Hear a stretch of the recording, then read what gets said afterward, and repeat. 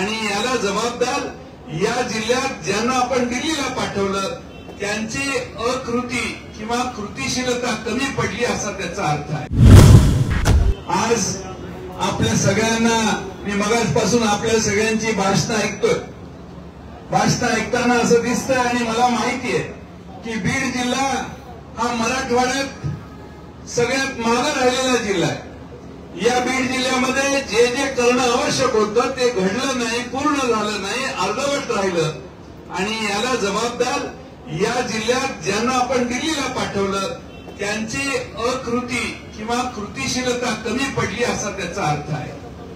आज आपण आपला उमेदवार असा निवडू की जो उमेदवार ताकदीनं दिल्लीमध्ये जाऊन काम करेल। या ठिकाणी आपल्या सगळ्यांना दिल्लीला आपल्या मनासारखा खासदार पाठवण्याची व्यवस्था करावी, त्याशिवाय गावागावातले प्रश्न सुटणार नाही। दिल्लीचा या मतदारसंघातला जो आर्थिक स्रोत आहे विकासाचा तो जर ठामपणाने पूर्ण करायचा असेल तर आपल्याला बजरंग बाप्पाशिवाय पर्याय नाही। आता शेवटी एका घरात सगळे एकत्रित आलेत, मला त्यांच्याबद्दल काय म्हणायचं नाही, पण हा बीड जिल्ह्याचा प्रश्न आहे, हा जनतेचा प्रश्न आहे, एका कुटुंबाचा प्रश्न नाहीये। जनतेच्या वतीनं बाप्पांची उमेदवारी आपण दिलेली आहे।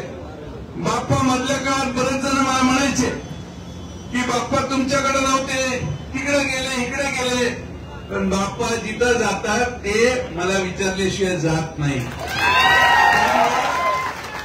बाप्पाने बरोबर आहे ना,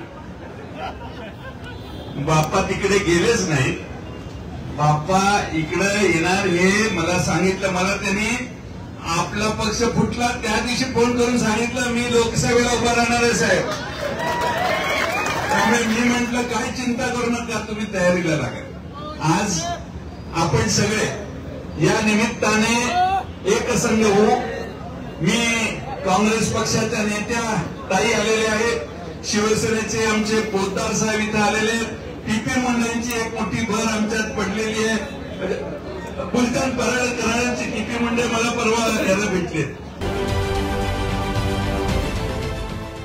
देश विदेशातील प्रत्येक घडामोडींचे लाईव्ह अपडेट मिळवण्यासाठी आता साम टीव्हीच्या सर्व सोशल मीडिया प्लॅटफॉर्मला लाईक, फॉलो आणि सबस्क्राईब करा। तसंच सर्व नोटिफिकेशनसाठी बेल आयकॉन प्रेस करायला विसरू नका।